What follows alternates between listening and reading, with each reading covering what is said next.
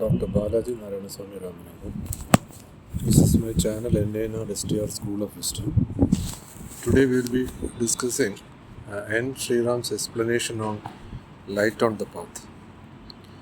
There are three treatises in modern theosophical literature which may be taken together. They are At the Feet of the Master, The Voice of the Silence, and Light on the Path. The three books deal with the same subject, each in a different way, and each complements the other. In At the Feet of the Master, the truth that pertain to conduct are put in a form suited to the young mind. It tells us what to do and what not to do, how to control our thought, and so on.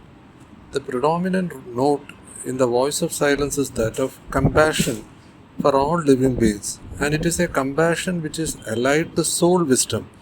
It speaks of various virtues or perfections which are to be acquired by the disciple. Its teachings have first to be realized within, and then they will express themselves in our conduct. It is therefore just as practical as At the Feet of the Master. An action may be simple in itself, but the power that lies behind it varies from one person to another. One may perform it without understanding, while another is aware of the profound significance that it holds. Light on the Path is an occult manual not intended for the ordinary man of the world. It is described on the title page of 1885 edition as a treatise written for the personal use of those who are ignorant of the Eastern wisdom and who desire to enter within its influence.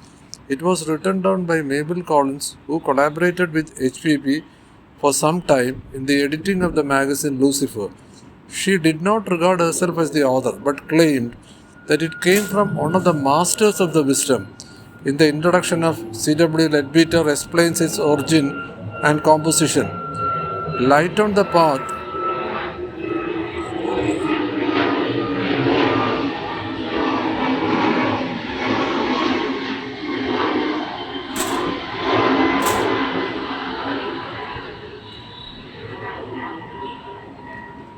Light on the Path is more exacting than either.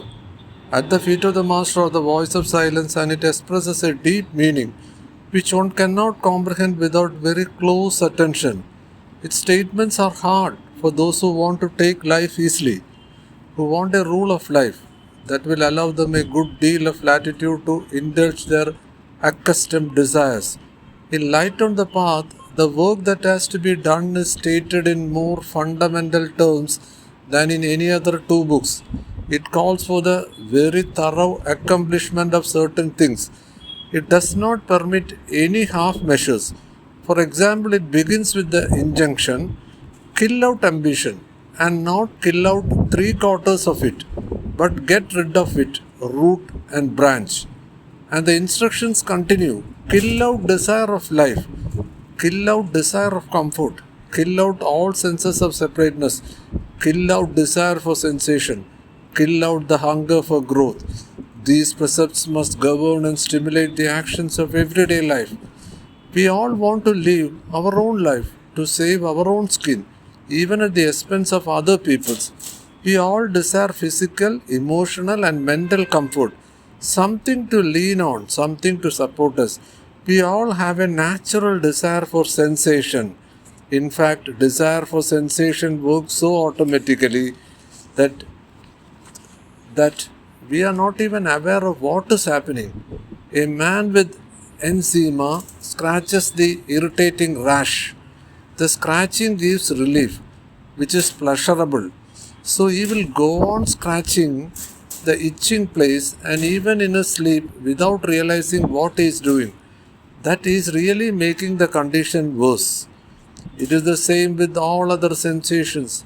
There is a kind of automatic action which takes place through a relationship which is set up between the consciousness, the mind, and the sensation.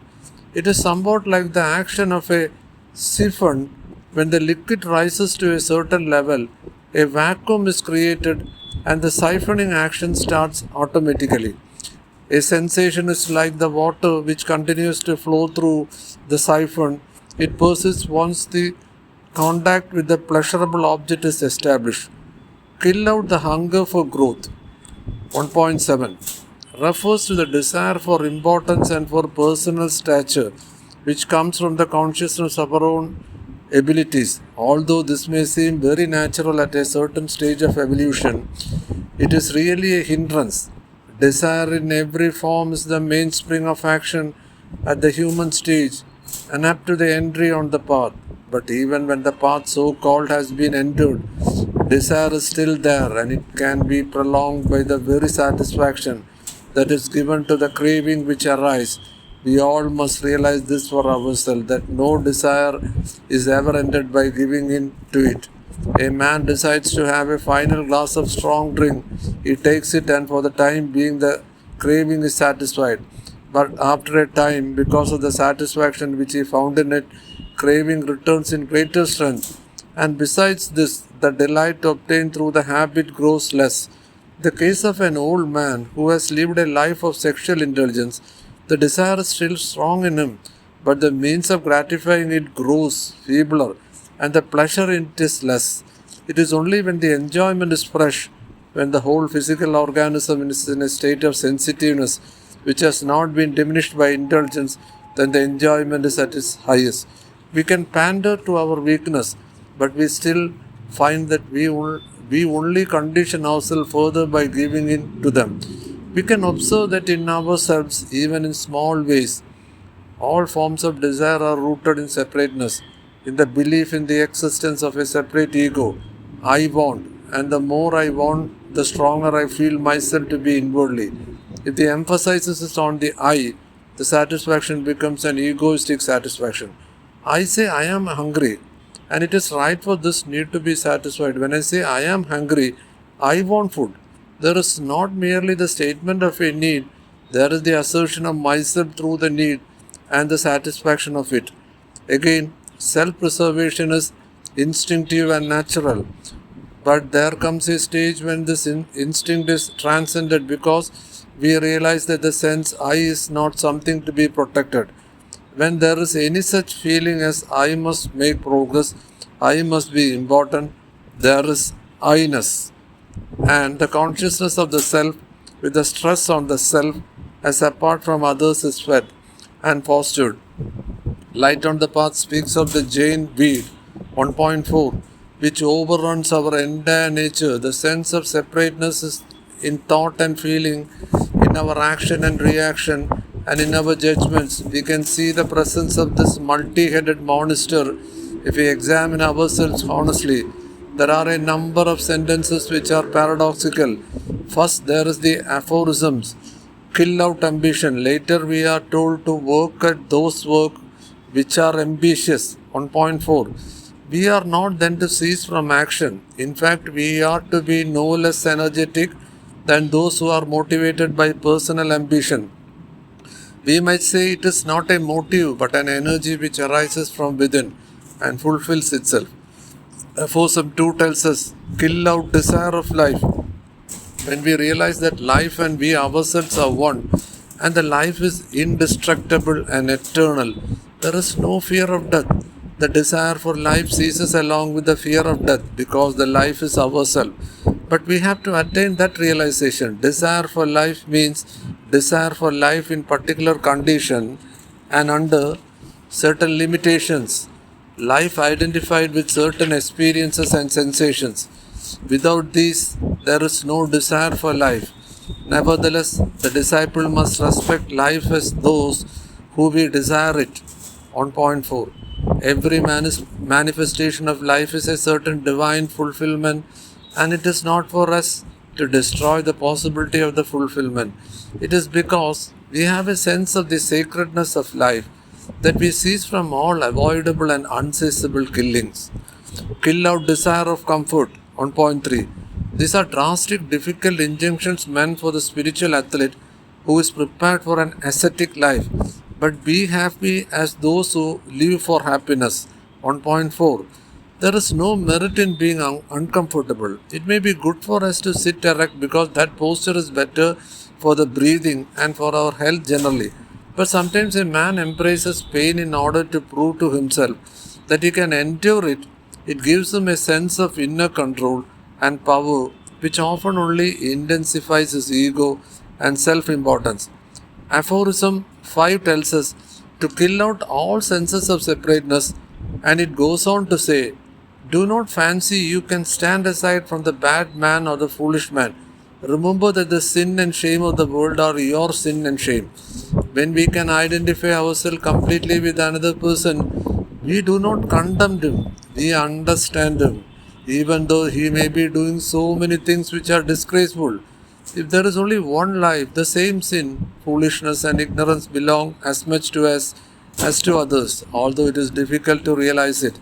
Even when all sense of separateness is gone and we are one with life, in all its forms and aspects, we are directed to stand alone and isolated, because nothing that is embodied, nothing that is consciousness of separation, nothing is out of eternal can aid you. 1.8. To be isolated does not mean being physically shut away. It means standing alone without seeking any support, uninfluenced by anything external to ourselves. Every personal opinion, judgment, and belief is a product of various influences that have entered into our nature from without. Therefore, the man who can say that he is absolutely uninfluenced by anything that comes from his outside is one who creates from within. There is no other source of creation. He does not take in elements from outside and make a form out of them, although he may have such materials, but the form which is given to that material, the truth or the beauty which is separated in it, comes from within.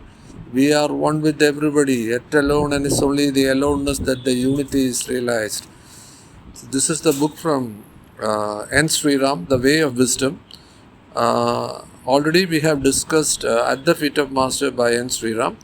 So today we have discussed the preliminary part on the light on the path. So why we are learning?